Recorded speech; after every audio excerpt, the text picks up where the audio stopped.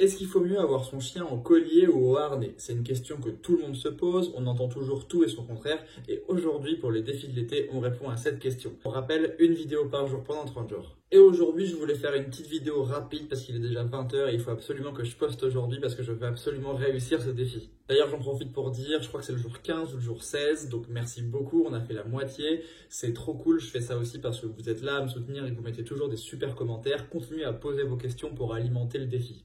Alors, plutôt collier ou plutôt harnais? En vérité, ça va dépendre de plusieurs facteurs. Ils ont chacun leurs avantages et leurs inconvénients. Mais ce qui est sûr, c'est que quand on va parler du harnais, on va évidemment parler de bons harnais. Pas de harnais en T, mais plutôt des harnais en Y ou des harnais en H. J'ai fait une vidéo il y a quelques jours où je parle d'harnais anti-traction et j'en profite pour faire un rappel sur l'importance de choisir un bon harnais. Un bon harnais, c'est un harnais qui est respectueux de la structure du chien. C'est un harnais qui ne prend pas au niveau des épaules parce que c'est très dangereux. En tout cas, ça peut vraiment faire des dégâts à long terme sur le chien et sur ses articulations. Maintenant, si on a un bon harnais, un harnais qui respecte la structure du chien, qui lui libère ses épaules, est-ce qu'on doit préférer ça plutôt qu'un collier? Eh bien, ça va dépendre de plusieurs choses. Si vous avez votre chien en longe parce qu'il n'a pas encore accès à la liberté totale, parce qu'il est par exemple en cours d'apprentissage du rappel et que donc vous avez l'habitude d'utiliser une longe pour vos balades, alors à ce moment-là, il faut absolument qu'il soit au harnais. Pourquoi absolument au harnais? Parce que imaginez qu'il voit un copain, qu'il voit une balle, qu'il voit quoi que ce soit et qu'on n'a pas encore un assez bon rappel pour l'arrêter,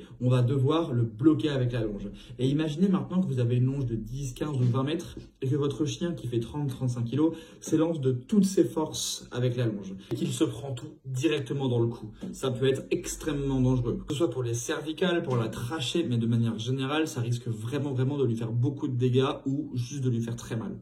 Et vous allez me dire, oui, mais même s'il est au harnais et que je dois quand même le bloquer, il va se prendre un sacré choc aussi. Et oui, c'est vrai, mais encore une fois, si vous avez un bon harnais qui est bien respectueux de son anatomie, de sa structure, il va y avoir une bien meilleure répartition des charges. Et donc, le choc sera beaucoup moins violent pour le chien, en tout cas pour sa santé. Donc, on a plus ou moins éclairci le premier point. Si vous utilisez dans votre quotidien, en tout cas dans vos balades en semi-liberté, une longe, vous devez impérativement avoir votre chien au harnais. Parce que si vous devez bloquer votre chien, il est hors de question qu'il se prenne un à-coup au collier. Ok, maintenant on va parler des balades de ville ou des balades en laisse courte. Est-ce que là il faut mieux un harnais ou mieux un collier? Encore une fois, ça dépend d'un facteur, c'est est-ce que votre chien tire? Si votre chien a une marche en laisse impeccable, qui ne tire pas, alors mettez-lui un collier. Pourquoi? Parce que mieux vaut le truc qui le restreint le moins possible. Même si les harnais en H ou les harnais très chouettes sont très respectueux, ça reste un harnais, ça reste quelque chose que le chien doit porter et un chien préférera toujours avoir le moins de choses sur lui. Donc si vous avez un chien qui ne tire pas du tout, vous pouvez absolument le mettre au collier et ça sera parfait. Par contre, si vous avez un chien qui tire un peu, c'est souvent là où ça fait débat. On vous dira que le collier c'est pas bon du tout parce que votre chien s'étrangle, que votre chien s'étouffe et que c'est pas chouette. Et si vous avez un harnais, on vous dira que c'est pas bon du tout pour votre chien de tirer au harnais parce qu'il va se déplacer justement les épaules, qu'il va se faire mal.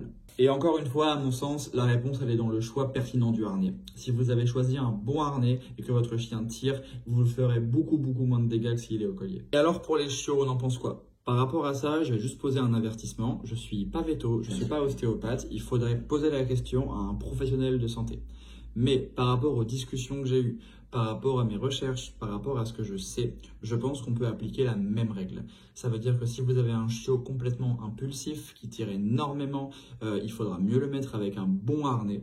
En revanche, si vous avez un chiot qui est déjà posé, calme et capable d'avoir une marche en laisse à peu près correcte, vous pouvez le mettre au collier. Pour moi, c'est aussi beaucoup une question de bon sens. Si vous avez votre chiot au collier et que vous entendez à longueur de balade qu'il s'étrangle, que vous entendez des bruits de gorge qui tirent à s'en déchirer la trachée, je pense qu'il faut changer d'outil. Je ne peux que vous conseiller d'aller voir un ostéo, que vous ayez un chiot, un chien adulte, ça leur fera beaucoup de bien. Moi, avec ma chienne, je vais chez l'ostéo tous les 6 mois ou tous les ans et c'est vraiment à chaque fois un rendez-vous où d'une part, j'apprends beaucoup de choses et en plus, ça lui fait beaucoup de bien. On se retrouve très vite pour une prochaine vidéo.